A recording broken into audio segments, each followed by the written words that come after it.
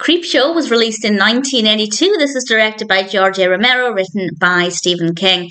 And we have a great cast, including the wonderful Ted Danson. And I always meant to watch this. In fact, I think I did watch it a very, very long time ago, and I didn't really care for it. But I'm starting to get into horror anthologies, so I meant to give this a rewatch. And because Ted Danson is in one of the stories, I decided it was time to prioritise it. And I won't give any spoilers, but because each story is quite short, there might be some tiny spoilers, but I certainly won't say how each story concludes. But I'll just talk a little bit about what to expect and whether or not I thought it was good. But generally speaking, I did really thoroughly enjoy this one. We have an overarching narrative surrounding this Creepshow horror comic, and the stories then come from this comic, and we have 5 stories, I can't count. And I think that I really liked 2 of them. I quite liked one of them, and the others are okay.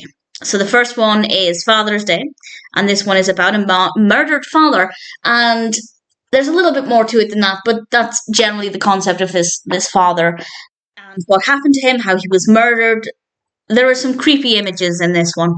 Definitely visually quite creepy. I didn't care for the story very much in the sense that it wasn't the most engaging, but visually it was. So it worked well enough for me.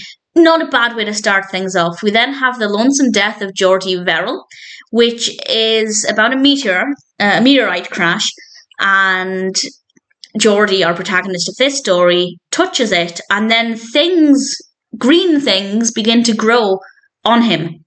The story itself I didn't think was that engaging either. I didn't think visually it was that interesting. It's one of those ones where in real life, yeah, absolutely, if that happened to me, I would be terrified. But within the context of the film, I didn't find it to be that exciting. This is one of the ones where I wasn't that bothered about it. It didn't really scare me. It wasn't that creepy. Again, in real life, yes, it would be. But for the film, not so much. Then we have Something to Tide You Over.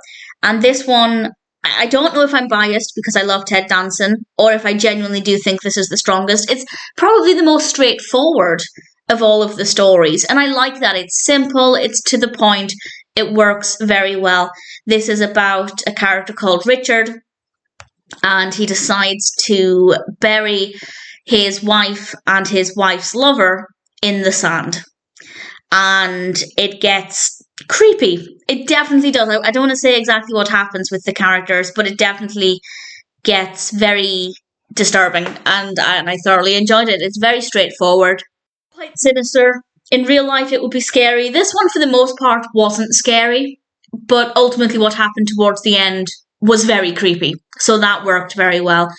Then we have The Crate, and I think maybe The Crate is the most detailed of all of the stories. I'm not 100% sure, but I feel like it's the one that had the most depth to it. It was the most well written. There was a lot going on. The characters were probably the strongest written.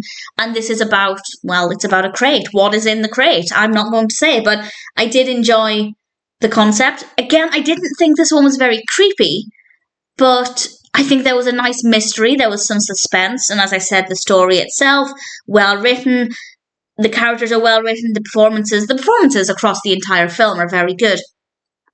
So I'd say The Crate is maybe the strongest in terms of the narrative and the mystery.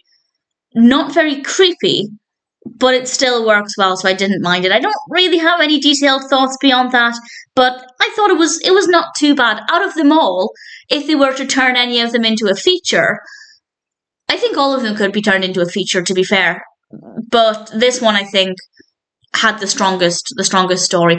And then we end with They're Creeping Up on You, and this one is quite simply about some very creepy, crawly cockroaches, and it took a while for it to become creepy because we just have a couple of them, and then obviously it builds and builds and builds. It did take quite a while, but once we got there, it was, well, it fits the brief. It's very creepy, and as with the one with Danson, Something to Tide You Over, I'd say it's generally quite a straightforward narrative, and it still worked really, really well. It was still really enjoyable and creepy, definitely creepy. So if I were to rank them all, I'd say Something to Tide You Over.